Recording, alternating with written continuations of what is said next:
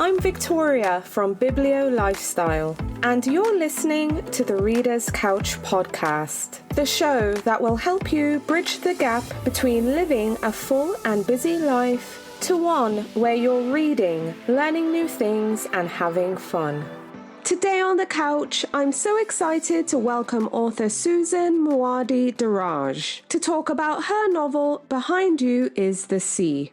Behind You is the Sea delves into the lives of Palestinian American residents living in Baltimore. And the story is told through the experiences of three main families. In the novel, we see the struggles of working for a wealthy family, to a student challenging the portrayal of Aladdin, and also joyous moments like a wedding, enlightening moments like returning home, and also discovering hidden truths. So this is a story of generational divides, economic divides that also intersect family, class, religion, and culture. So in this episode, Susan and I talk about her new book, how her experiences shaped this novel, what we can expect, plus we also learn more about her writing and reading life, get book recommendations, and lots more. But before we get into the episode, pretty please subscribe to the podcast. If you haven't already, leave me a 5-star rating and write me a review if you love the show.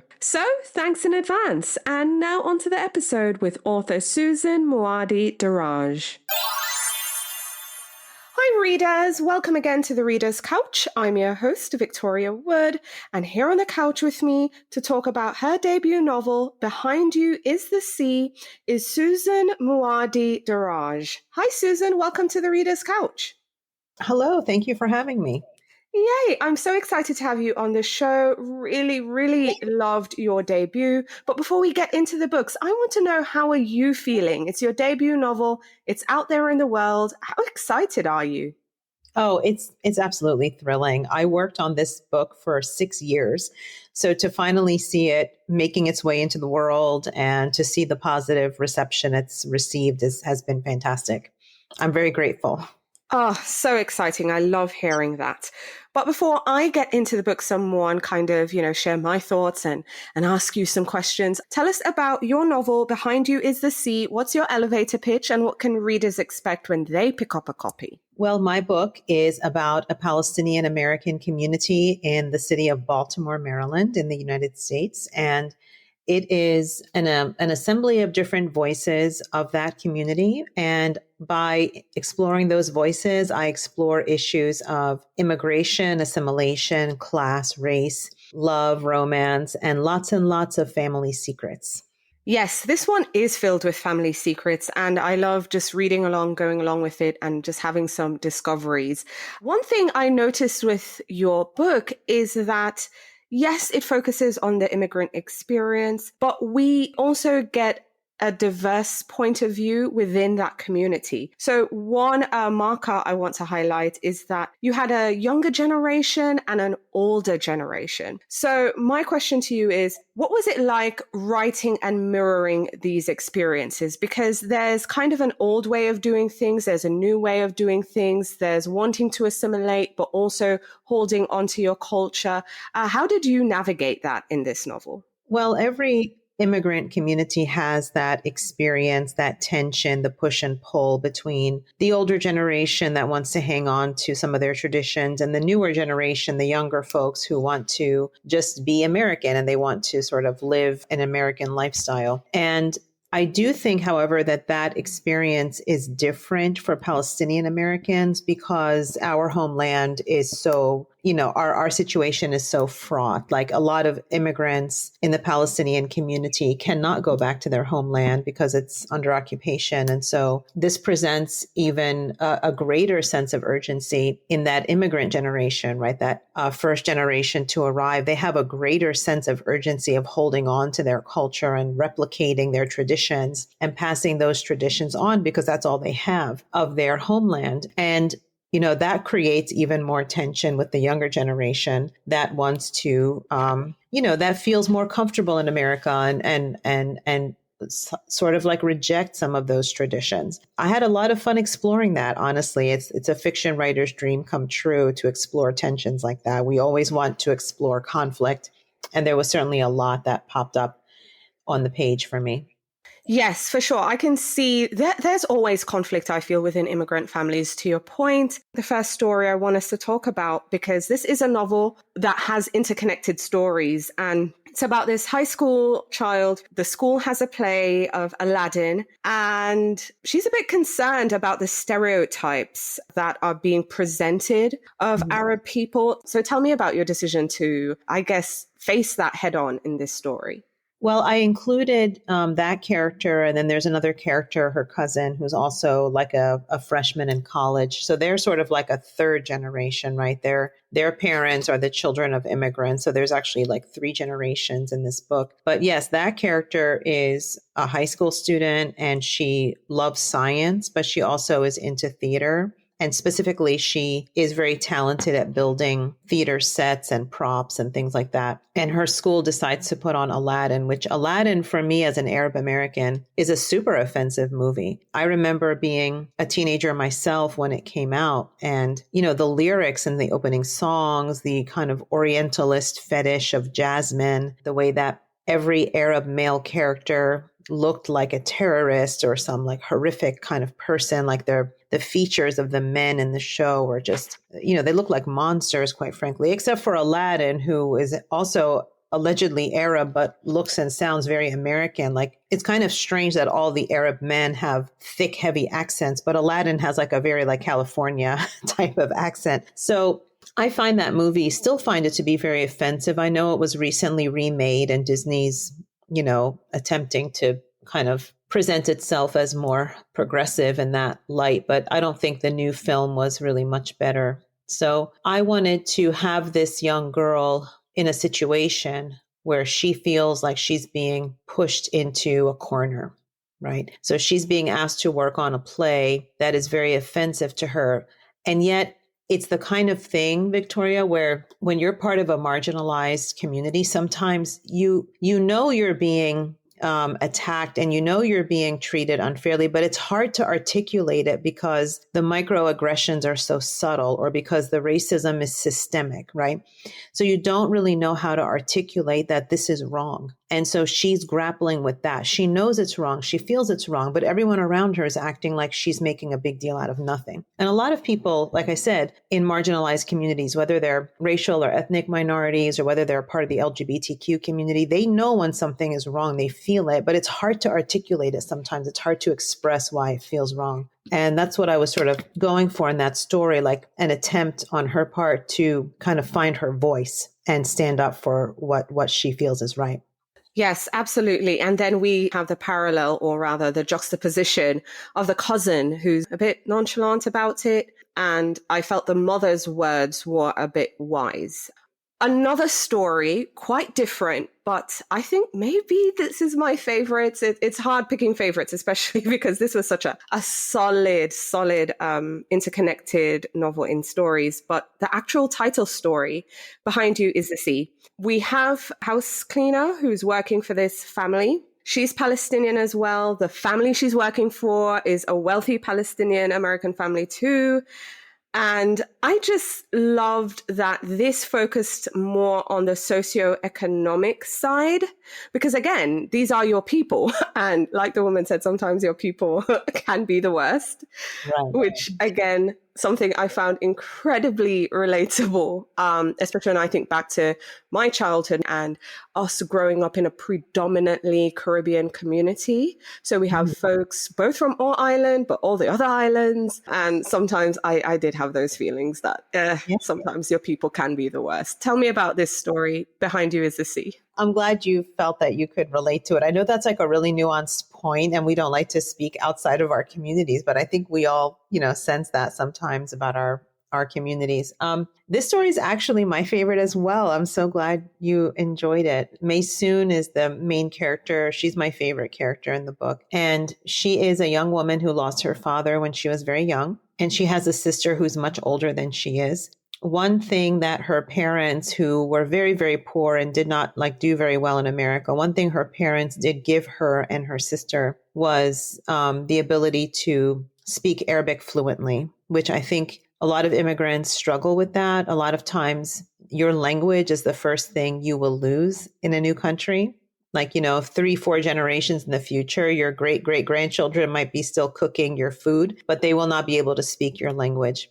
And that loss is tremendous right away. But Maysoon and her sister are able to speak Arabic fluently. However, their parents, their father especially, did not do well in America. And so in this story, I'm calling out the ways in which different segments of the Palestinian immigrant community find a different reception in America. And it's a class-based reception. So you might arrive in America with some money, and then you'll do very well. But if you arrive in America seeking the American dream, most of the time you'll end up in the same life that most Americans have, which you're living paycheck to paycheck, right? And so Maysoon's family is in this situation. I mean, they're all living together after her father's death. They're all living together in this apartment. She and her sister's son, her sister's off again, on again boyfriend, the mother. And they're just trying to make it. And she gets a job cleaning houses for this wealthier Palestinian family. And it's the sort of situation where she thinks that she might be treated, respectfully because she's also Palestinian. But in fact, she's not. She's actually treated worse because she's from a lower working class family. And I really, really push the class issues in this story. I had a lot of fun creating the lady of the house who she's sort of a cartoonish character, but I think a lot of people will recognize her in their own, among people that they know. And I push the tension between them, I think, to the limit. And she has to go to this house twice a week and be talked down to and clean up after the spoiled children of this family. And it just kind of raises the tensions higher and higher until there's finally an explosion in the story. So I had fun writing that story. I'm so glad that you enjoyed it. Yeah, I think it was my favorite. And I truly believe you can find so much similarities here because I felt it. I felt everything. And I have zero connection to Palestinian communities. We're just Caribbean, but it's the same thing within our culture. And I've found that within our culture, it tends to be more class divides and socio-economic divides. But on that note as well, you also mentioned earlier, which is something I do think about as well. There's something we will talk about inside our house, but we don't talk about it outside. We don't talk about it in mixed company. So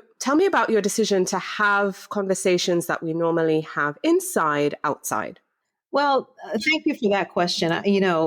And a lot of people have asked me so far since the book's launch, oh, are these about real people that you know? And of course they're not. I mean, I set the story in Baltimore for a specific reason, which I can explain in a minute. But, these characters are all figments of my imagination, but their situations are certainly situations I've seen and heard before, right? So I think that this is a question a lot of writers get about, do you air dirty laundry? I feel that my first obligation and my first loyalty is to my reader. And that's not always easy to stand by, but that's what I feel is my job. I'm supposed to write a story that replicates, real world experiences. And I have to be loyal to my reader when I detail and describe those stories and those characters. So that's what I'm trying to do here. And I want to just add one more thing. So I think that the issue of, sensitivity or airing dirty laundry is something that's been faced by a lot of other writers.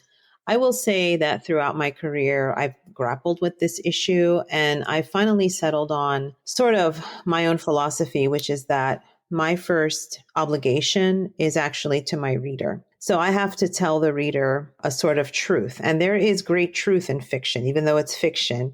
Fiction can reveal great truths. And so I'm not writing about real people that I know, for example, but I am talking about the very hard times and difficult situations that a lot of Palestinian Americans find themselves in. And, when you're Palestinian in this country, you're constantly attacked, with ugly stereotypes. You're erased all the time. I have been told I mean, I'm 48 years old. I was born and raised in the United States. I can't tell you how many times I've been told awful stereotypes. I've also been told that Palestine doesn't even exist. It's not even a real ethnicity or a real nationality, I mean. And that's really frustrating for me. So I think a lot of Palestinians have responded to those attacks by buying into a sense of like middle class respectability. You know, we're not like that. Look at us. We're engineers and we're lawyers and we're doctors. And, you know, we're all in healthy marriages with 2.5 children and white picket fences and big houses and all of that kind of stuff. And I find that that's sort of a fiction, right? Because that's not really true either. Not every Palestinian does well in this country, and most don't. Most immigrants don't. Most Americans don't do well in America.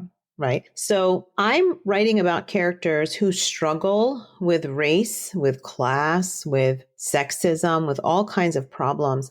But I'm trying to write in a way that liberates them from that toxicity of middle class respectability. Like if you're not a doctor or if you're not married with 4 children and go to church every Sunday, then you're not really, then you're like, you know, shameful to the community. No, I find dignity and beauty in the lives of everybody. And so to me, the cleaning lady is just as important, if not more important, than the family that she takes care, whose house she takes care of, right? Like I'm interested in her story and I want to respect her voice and I want to respect her life and her story. So I feel like I'm being loyal to my readers first. And I am protecting my book from the white gaze. I mean, I'm always aware of the white gaze. We all are when we write, but I feel like I've shielded my book from the white gaze, and I'm getting to I'm getting down into this like authentic conversation about what does it mean to be Palestinian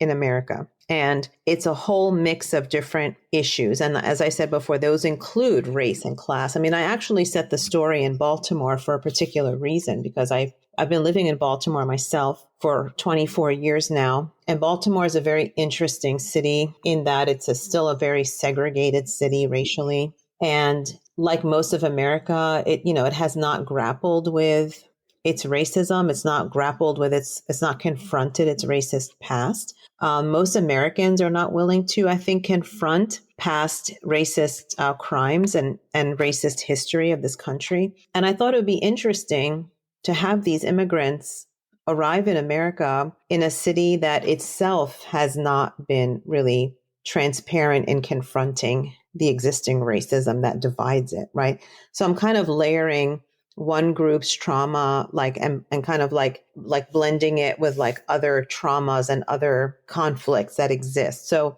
that's specifically why I set the book in Baltimore. I love hearing the Baltimore setting, but also just your response to my question in general, because it also has me now thinking, by not sharing these stories, are we then, kind of suppressing it? So by hiding these stories, I guess maybe it's let's just pretend it didn't happen because you are living in the richest country in the world anyway. And look how many people are doing so well, right? Yeah. Yeah. So, right, by focusing on the few who've done well, it almost seems like these past crimes are like, surmountable. And if you just work hard enough, you can get past these things. And, the fact is that most Americans are living paycheck to paycheck and really, really struggling. And yeah, I mean, I don't know, like every community has members of the community that others don't talk about. Well, we don't talk about so-and-so. We don't talk about so-and-so. And all they really become is sort of fodder for gossip, or they become sort of a way for, parents to warn their children. I mentioned that in the book. May soon feels like she and her sister are used as warnings by other parents. You don't want to become like them. Look where they are. Mm-hmm. And I find that to be so horrific and so awful. And I think as a writer and as a human being, my empathy and my interests go right there, go right to those people that others don't talk about. I love hearing that, because you're right. We all have that within our communities. It's, if you don't do this, you'll end up like so-and-so. There's always that example. But the truth is, we rarely, if ever, because I had those stories as a child growing up that your parents would use. But even then, as a child, obviously I was a child, I didn't think about it, but it's something I'm very acutely aware of now is I didn't ask, and I never heard of anyone asking what's their story. We don't take the time to care, and I feel you care in these stories. So thank you. I can feel it, even though, again, not a member of the Palestinian American community, but it definitely resonated. So I'm grateful for these stories so that I can see these people, though not real, but have a better understanding of the Palestinian experience in America.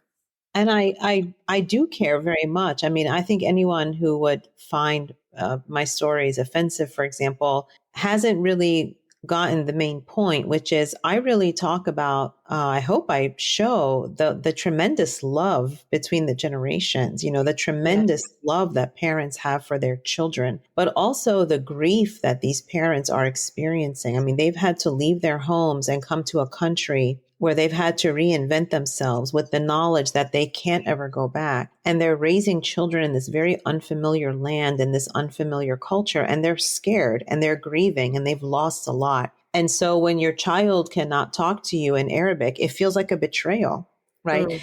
It feels like you're losing every single day. And yet they continue, they persevere. Palestinians have a great spirit. Like, we're very resilient people. And I hope that I've, shown that in this book. Yes, I love seeing the different stories. Readers, there's so much more.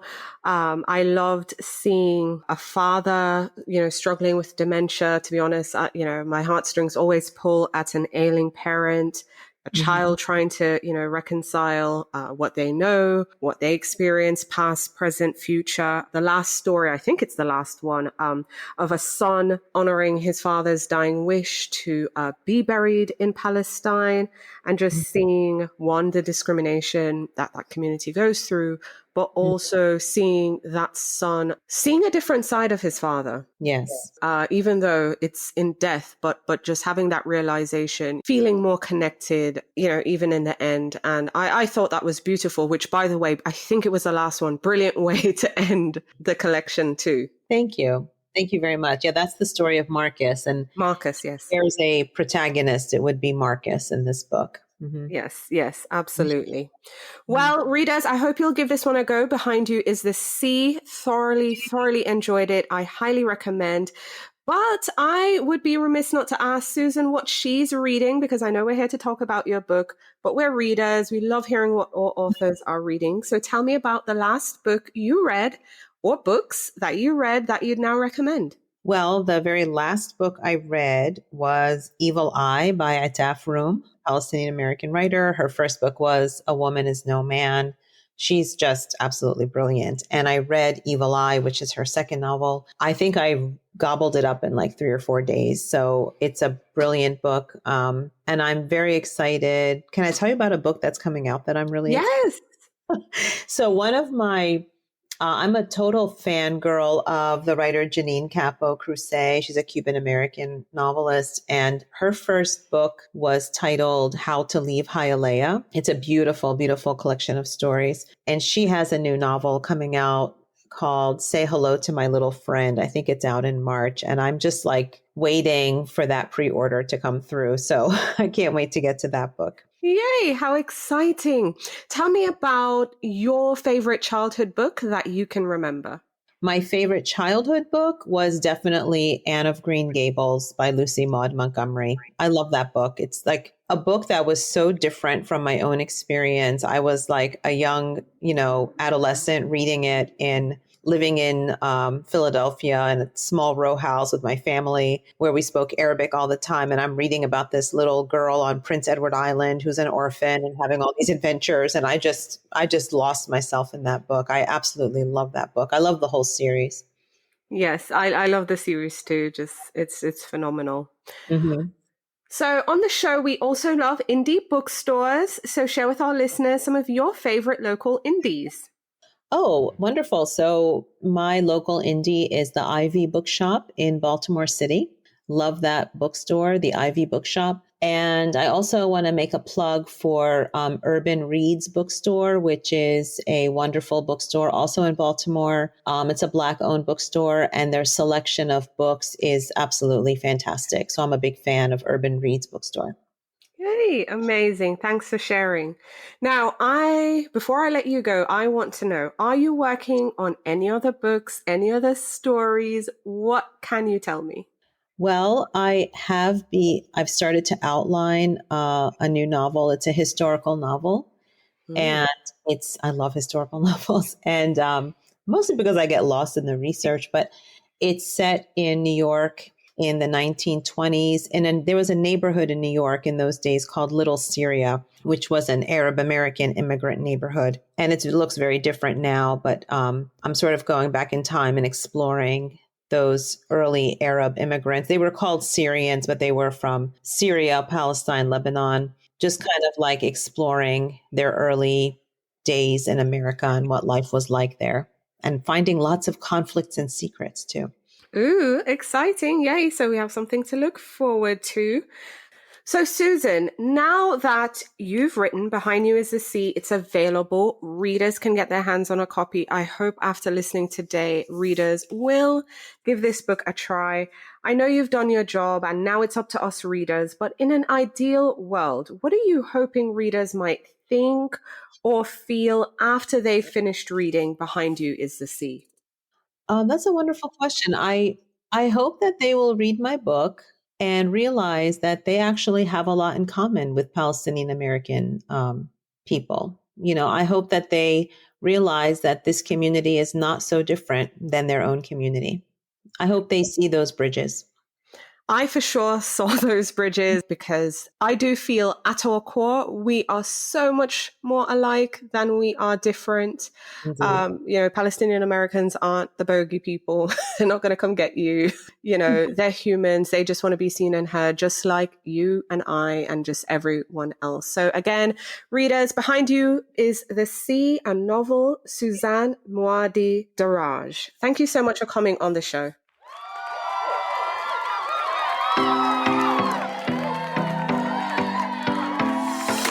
Thank you so much for listening to the Reader's Couch podcast. Please subscribe to the show, share it with a friend, and take a few seconds to leave a rating and review. Until next time, stay lounging, stay reading, and whenever you're in doubt, go straight to your local bookstore or library. Thanks again for listening, and happy reading.